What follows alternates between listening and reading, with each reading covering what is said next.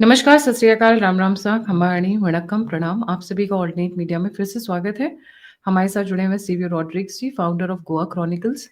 Alternate media को जब पता चला कि there is a group of 37 जिसको हम लोगों ने नाम दिया ऑपरेशन 37, सेवियर सर उसे बोलते हैं operation deception division and disintegration. उसके बाद से बहुत हलचल मची रही है। हमने कवर भी किया किस तरीके से व्हाइट हाउस तक में ये चीज़ें पहुँच चुकी हैं। बहुत सारे यूट्यूबर्स ने thankfully they also followed the lead उन्होंने भी कवर किया हमारे टॉपिक को but the person who has been covering and digging into the details of this the entire credit goes to Savio Rodrigues ji for that and he is very well connected very well informed बहुत ज़िम्मेदारी के साथ नाम लेते भी हैं और नाम नहीं भी लेते हैं। अगर नाम नहीं लिया है तो definitely there is a very important reason behind that. Now coming to the main point जैसे ये बात निकल कर आई और जैसे हमने लास्ट एपिसोड में कवर किया था there has been a number of fanatic calls coming from Delhi and Maharashtra के एक सिटी से to White House and to and fro वो चलता रहा। उसके बाद अब एक बड़ी डेवलपमेंट आई है। एक बड़ी मीटिंग होने वाली है, जिसके अंदर मुआयना किया जाएगा कि बातें कहाँ तक पहुँची हैं। क्या इसको ड्रॉप करना है, या लेकर चलना है या अगर इसको एक्टिवेट करना है तो किस स्टेज पर एक्टिवेट करना है। So will be taking that point forward कि कहाँ तक ये मामला पहुँचा है। Very interesting details coming out. In last 3 days, lot of things have happened behind the curtains. As we said, they have slowed down, they have become very cautious and careful, especially the master conspirator. Sir, a very warm welcome on the show. The platform is yours. Ji. Thank you, Gayatri. Uh, you know, it's important to tell the country और हमारे देशवासियों को बोलना जरूरी है कि ये जो षड्यंत्र रचा गया था और करने की कोशिश कर रहा था वो अभी एक शेल के अंदर वापस जा चुका है कि उन लोगों का एक डर हुआ है कि प्रधानमंत्री को ये इंफॉर्मेशन आ चुका है, होम मिनिस्टर को ये इंफॉर्मेशन आ चुका है, जो भी की कॉन्स्पिरेटर और उनके टीम जो है जो उनके साथ था 37 जो मेंबर्स ऑफ पार्लियामेंट था वो थोड़ा डर गया है, थोड़े शॉक में है कि इस प्रकार की चीज बाहर कैसे आ गए। पर ये रुका नहीं है, ये बोलना जरूरी है कि ये जो स्ट्रैटेजी था उनका रुका नहीं है। सितंबर 4th और 7th के बीच में अमेरिका में एक मीटिंग होने वाली है जिसमें डोनाल्ड ट्रंप अटेंड करने वाला है। उस मीटिंग में एक दिन, अभी तक कौन सा दिन है वो मुझे पता नहीं है, लेकिन सितंबर 4th और सितंबर 7 के बीच में एक दिन सीआईए को प्रेजेंटेशन देना है डोनाल्ड ट्रंप और उसके एडमिनिस्ट्रेशन को कि ये जो मोदी मस्क को का जो मिशन है और जो उनका ऑपरेशन डाइवर्जन डिसेप्शन और डिविजन का कहाँ तक कहाँ तक पहुंच गए हैं और अगले महीनों 12 months दैट इज लेफ्ट कहाँ तक जाने वाला है और व्हाट आर द स्ट्रेटजीज। ये मीटिंग होने वाला है, वो उस मीटिंग को अटेंड करने वाले हैं कुछ इंडियन अमेरिकन एसेट्स है जो जो ये मीटिंग अटेंड करेगा करने वाले हैं और कुछ हमारा इंडियन वाले लोग भी होंगे वहां पे उस समय जो इस मीटिंग से कहीं ना कहीं जुड़ा हुआ है, चाहे वो मेन मीटिंग के अंदर होगा या मीटिंग के मेन मीटिंग के बाद डिस्कशन होगा उनके साथ। क्या हो रहा है कि हम हमें ये जानना जरूरी है कि इंडियन अमेरिकन का एसेट्स जो है, कुछ कुछ लोग हैं जो यूएस और ट्रम्प एडमिनिस्ट्रेशन से काम कर रहा है, जो वहां पे दिखाता है कि वो मोदी जी और अमित जी से के साथ क्लोज है, लेकिन वो सिर्फ यहाँ पे एक प्रेशर पॉइंट बनवाता है कि मोदी और अमित शाह को प्रेशर करेंगे कि वो फ्री ट्रेड एग्रीमेंट को साइन करेंगे। ऑपरेशन डाइवर्शन डिसेप्शन और डिविजन अभी तक खत्म नहीं हुआ है। जो हुआ है वो जो पहला जो कोशिश करने वाला था और वो 75 इयर्स के जो जो पॉइंट को लेकर और जो रूल को लेकर कुछ बवाल करना चाहता था वो अभी शेल के अंदर जा चुका है। वो न्यूट्रलाइज हुआ है जब आरएसएस के चीफ मोहन भागवत ने स्पष्ट कहा था कि ये rule this 75 years is a decision that the people within the Sangh and within the RSS and within the government will take, and if somebody can कोई 80 years तक भी काम कर सकता है वो काम कर सकता है। तो ये जो अफवाह फैला गया था, मिस इन्फॉर्मेशन फैलाया गया था कि 75 इयर्स पे हम मोदी को निकालने की कोशिश करेगा, वो न्यूट्रलाइज हुआ है आरएसएस चीफ मोहन भागवत के स्टेटमेंट से। लेकिन वो पीछे हटा नहीं। सीआईए को ये प्रेजेंट करना है कि किस प्रकार से सीपी टू सीआईए टर्मिनोलॉजी में एक सीपी होता है और एक आरसी होता है। सीपी होता है change of person in position of power. तो इसका एक प्लान है सीपी, जो हमने अभी तक थोड़ी बहुत न्यूट्रलाइज किया है लेकिन खत्म नहीं किया है। दूसरा पार्ट है आरसी, जो रिजीम चेंज है। रिजीम चेंज को करने के लिए उनको ऑपोजिशन के ही मदद से करना पड़ेगा। अगर आप देखोगे किस प्रकार से ये माहौल बन गया इंडिया में कि सारे इंस्टीट्यूशंस को क्वेश्चन मार्क कर रहे हैं, वोट चोरी के बाद को ईसी को क्वेश्चन कर रहा है, तो इस प्रकार के एनार्की बनाने की कोशिश जरूर करेगा। क्योंकि अगर आप देखोगे, चाहे वो पाकिस्तान हो या बांग्लादेश हो या किसी और राज्य हो जो इंडियन सब कॉन्टिनेंट में नहीं जुड़ा है, सीआईए का हमेशा काम रहता है कि अगर आप वो आदमी को हटाओ किसी और को डाल के, या वहां पे रिजीम चेंज करो। तो ये चेंज ऑफ पर्सन में वो बीजेपी के अंदर से ही कोशिश करना चाहेगा कि कोई टर्मोइल हो, चेंज ऑफ लीडरशिप हो, जो ऑपरेशन 37 था। रिजीम चेंज ऑफ ऑपरेशन तब करेगा जब वो ऑपोजिशन को स्ट्रांग करके इंडिया के जो लोग हैं, young youth specially and lot of women, to feel threatened by the systems in India at this point of time. तो ये दोनों पैरेलली चल रहा है। अगर आप देखोगे मॉल को, दोनों पैरेलली चल रहा है। इसलिए मैं वो 37 मेंबर्स ऑफ पार्लियामेंट को अभी भी बता रहा हूं कि आप नहीं समझते गेम को। आप अपने सिर्फ पर्सनल एम्बिशंस को देख रहे हैं। आप पूरे गेम को नहीं समझ पा रहे। आपने जो भी कमिट किया है आपने आपके 7 पॉइंट एजेंडा में, ट्रंप और उसके सीआई लोगों को, वो कभी पूरा नहीं हो पाएगा इस देश में। आपको लगता है कि अमेरिका आपके साथ है, अमेरिका आपको प्रधानमंत्री बनेगा, वो कभी नहीं बनाएगा, क्योंकि वो प्रधानमंत्री का सोच कोई और है उसके दिमाग में। यही सच है, यही हकीकत है। आप सोचते हैं कि अंत में कि चलो मुझे मुझे ये मेरा एम्बिशन है, मैं वहां पे जाना चाहता हूँ। वो कुछ 37 लोगों में सोचते हैं कि हमें ज्यादा फायदा मिलेगा। देश के साथ गद्दारी करके किसी को फायदा नहीं मिलता है। और ये सितंबर 4 और 7 के बीच में ये तैयार होने वाली है कि तय होने वाली है कि किस प्रकार से ये रुख जाने वाली है, किस प्रकार से सीपी और आरसी को आगे लेने वाला है। ये लोग जानते नहीं कि हम अपने एसेट्स उसी टीमों में डाले हैं जहाँ पे हम इंफॉर्मेशन निकाल सकते हैं। ये लोग सोचते हैं कि चलो हम भारत को इंटिमिडेट कर सकते हैं। ट्रंप ने इंटिमिडेट करने की कोशिश किया है। अभी इस फिलहाल उन लोगों ने ब्राह्मण को इसमें लाया था। पीटर नावारो का स्टेटमेंट अगर आप देखोगे, तो वो क्या करना चाहते हैं? वो डिविजन ही करना चाहता है। वो ब्राह्मण का स्टेटमेंट क्यों करेगा? ब्राह्मण को इंडिया के साथ सब जुड़ा है, चाहे वो ब्राह्मण हो, क्षत्रिय हो, ओबीसी हो, क्या भारत में भारतीय होते हैं ना। तो ब्राह्मण स्पेसिफिकली क्यों फोकस किया उसने? वो ये इसलिए कर रहा है क्योंकि वो दिखाना चाहता है कि ये तोड़े इंडिया को, उनको दिखाओ कि ब्राह्मण के वजह से इंडिया इंडिया पीछे रह गए हैं। और यही खेल है।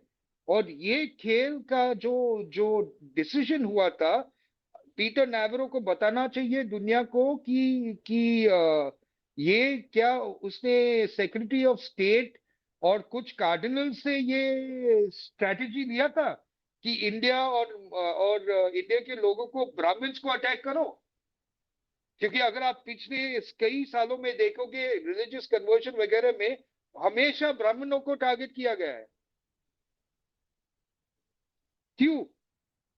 कि कन्वर्शन इसलिए हो रहा है क्योंकि ब्राह्मण्स बाकी सब जातों को they don't treat them well. So the idea is Peter Navarro is taking the playbook of what was given to him by the Secretary of State and certain cardinals in the US saying that this is how you make your comment and say that this is the problem, the Brahmins are the problem. Please study and understand, ये एक well planned attack है. वो हर कोशिश करेंगे तोड़ने के लिए. आप मुझे बताओ ना, मैं लोगों से पूछ रहा हूं, अगर पीटर नावारो को स्टेटमेंट में करना था, वो कुछ बता सकता था कि कोई इंडियन प्रॉफिटियरिंग, कोई बिजनेस वाला प्रॉफिटियरिंग, वो उसको ब्राह्मण्स लाने की क्या जरूरत है? आप गहराई से देखो वो क्या करना चाहता है. वो डिवाइड करना चाहता है कास्ट लाइन पे. अगर सीपी नहीं हो पा रहा है, वो कभी नहीं हो पाएगा, तो रिजीम चेंज डिवीजन के थ्रू ही लेकर आएंगे वो, कि ब्राह्मण्स ऑप्रेस कर रहा है ये बाकी सब इंडियंस को. मोदी एक ब्राह्मण है, जो प्रधानमंत्री है वो ब्राह्मण है, हमारा प्रेसिडेंट क्या वो ब्राह्मण है? It's simply cut the cake slicing, Islami slicing जिसे हम कहते हैं. सर इसके अंदर ये जो ऑपरेशन 37 है, इसके अंदर कुछ और डेवलपमेंट्स भी आई हुई हैं, अगर आपने ध्यान दिया हो. अचानक से 6 महीने का राग अलापना शुरू किया खारगे ने और राहुल गांधी ने. हाइड्रोजन बम आफ्टर 6 मंथ्स, कौन सा बम गिरा लोगे भाई? And why hydrogen term? Hydrogen पे हम लोग बहुत अच्छा काम कर रहे हैं. India is the only country where using hydrogen as a fuel. There is a full-fledged research and experiments and trials going on. Are you afraid that if hydrogen comes as a fuel, then आप लोगों की बहुत सारी दुकानें बंद हो जाएंगी? Hydrogen bomb word use करना, 6 months. These are the key words. Ji. You see, Gayatri, जो राहुल गांधी बोल रहा है और खड़गे बोल रहा है, एक प्लेबुक की तरह काम कर रहा है. वो प्लेबुक जो आ रहा है वो हमारे बाहर के इंटेलिजेंस एजेंसी से आ रहा है कि ये इनको इस प्रकार से बात करना है, इस प्रकार से तोड़ करना है. जैसे राहुल गांधी ने बोला है, पीटर नैवरो भी वही बोल रहा है ना. पीटर नैवरो भी लोगों को दिखाना चाहता है इंडिया के आपके ऑपरेशन हो रहा है. I'm actually very very disturbed on the term Brahmin. So that means their intent is gotten even more vile. Vile यानी कि और भी घटिया हुआ है उनका सोच. आप प्लीज ध्यान दे दो, कभी अमेरिकन वाले लोगों ने अपने कम्युनिकेशंस में कभी कास्ट का इन्वॉल्वमेंट कभी नहीं किया एक शब्द में. पिछले 11 साल से देखो, कभी वो कभी कास्ट के बारे में इतना फोकस नहीं किया. वो ज्यादा से ज्यादा रिलीजियस माइनॉरिटीज पे फोकस किया था. कमेंट्स अगर किया था तो रिलीजियस माइनॉरिटीज के बारे में. ये अभी कास्ट माइनॉरिटी में जा रहा है. And that is the level of घटियानेस, as you would call it, of the American people. इतना गुस्सा हो गया उन लोगों को कि हम किसी ना किसी तरीके से तोड़ेंगे भारत को, लेकिन वो सक्सेसफुल नहीं होने वाला है. आप राहुल गांधी की जो है वो बोला है, राहुल गांधी बोलता रहता है, एक प्लान पे कर रहा है. लेकिन अगर आप पीटर नैवरो के स्टेटमेंट पे फोकस करोगे तो ये एक बहुत ही भयंकर षड्यंत्र रचा जा रहा है यहाँ पे. और भी स्टेटमेंट्स ज्यादा आ जाएगा और ये कास्ट डिवीजन के ऊपर वो ज्यादा फोकस करने ही वाले हैं. राहुल गांधी का भी मकसद कास्ट सेंसस था. कास्ट सेंसस है. अभी प्रधानमंत्री ने कास्ट सेंसस के कुछ उपाय, is brought in something to come in, right? But they are going to go more deep. Therefore, my dear people of India, be a little alert, be united. We will fight this and we will win. There is not a hope in hell. America कभी जीतने वाले नहीं. पर हमें इकट्ठा रहना जरूरी है. हमें हमें हमारा जो गद्दार है उनको देखना जरूरी है, पहचानना जरूरी है और एक्सपोज करना जरूरी है.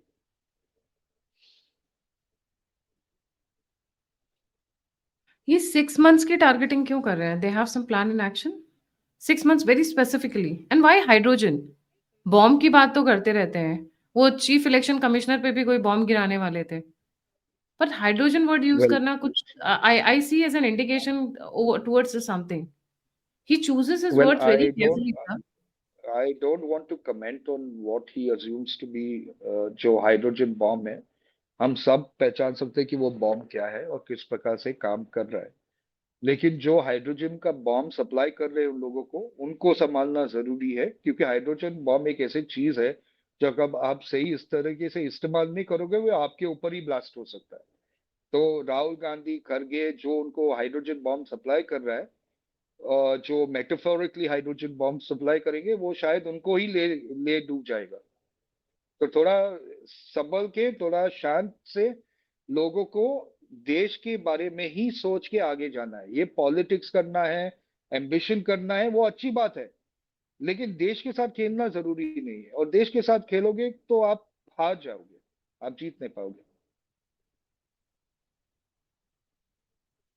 I see when he talks about hydrogen, I see it as something linked to the fuel industry. Now, what exactly it is, इस पे शायद थोड़ा-सा और शोध करना पड़ेगा और बहुत सारे पॉइंट्स को कनेक्ट करना पड़ेगा। बट हाइड्रोजन वर्ड यूज़ करना मुझे कुछ सही नहीं लग रहा है and I would request my viewers कि कमेंट बॉक्स में ज़रूर लिखें, why do you think he mentioned hydrogen bomb? There is something some other indication also. Also, the CIA meet where the Operation 37 will be discussed. We'll keep a close tab between September 4 and 7. देखते हैं ये सितंबर 4 से 7 के बीच में क्या planning करते हैं, क्या तैयारी करते हैं। बैकफुट पे तो जाएँगे नहीं। क्योंकि ट्रम्प का ब्राह्मण कार्ड जब से आया तब से मुझे ये लग रहा है कि इन्होंने अपना अटैक बढ़ा दिया है, बैकफुट पे जाने की बजाय। वो अलग बात है कि कल मार्को रूबियो का एक लंबा-चौड़ा ट्वीट आया था, India and Bharat are close friends, we have been friends for a long time. वो अब आजकल की लीपापोती बड़ी फ़नी लगती है। मतलब इट इट लुक्स लाइक यार बस करो यार। सोशल मीडिया का ज़माना है, सबको पता है आप क्या कर रहे हो।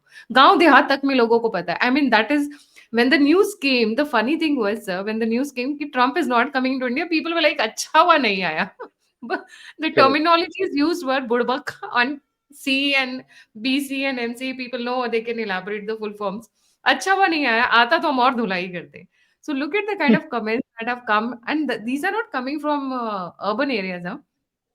बहुत, क्योंकि मैं अयोध्या से हूँ, गाँव देहात से हूँ, तो बहुत सारे लोग वहाँ पर जो देखते हैं वो रिस्पॉन्स भेजते हैं, अच्छा वो बुड़बकवा नहीं आया है, नहीं तो वो बताते। So that kind of a response has come. So stop sugar coating the things, the world knows exactly what you are doing. ऐसा नहीं है कि हमें पता नहीं है। पहले ये चीज़ें करेक्ट। प्रिंट मीडिया में होती थी तो लोगों को पता नहीं चलता था एंड प्रिंट मीडिया कंट्रोल में रहता था कहीं न कहीं। अब सोशल मीडिया है। And raw is the new refined thing. लोगों को रॉ सुनना अच्छा लगता है, स्ट्रेट फॉरवर्ड चीज़ें सुनना अच्छा लगता है। सबको पता होता है कि शुगर कोटिंग क्या हो रही है। हैव यू सेड ये जो ऑपरेशन 37 के जो लोगों की लिस्ट है, इसके ऊपर कोई डेवलपमेंट आई है? इनके ऊपर कोई एक्शन होने की तैयारी हो रही है? Because I am listening there is gonna be a cabinet reshuffle very soon. Some people will be thrown out on the health reasons. Some people will thrown out because they have been too much involved in the age 75 वाला category. कुछ लोग बहुत ज़्यादा आजकल आगे आकर कह रहे हैं कि जो लीडर्स बहुत पॉपुलर होते हैं, कोई ज़रूरी नहीं है कि वो बहुत अच्छे होते हैं। इस तरीके की न्यूज़ कुछ एक लोगों से आ रही है। जी। Well, I also believe that as a practice, there's going to be a cabinet reshuffle, and this was something that was planned some time back. I also believe that certain corrective actions will be taken on who they consider to be the 37 members of Operation 37. Uh, Mr.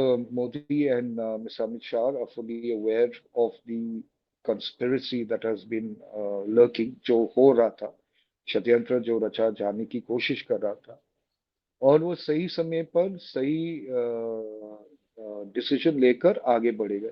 जैसे मैंने पहले भी बोला था कि अंत में ये हमारे लोग हैं, उनको समझाना जरूरी है।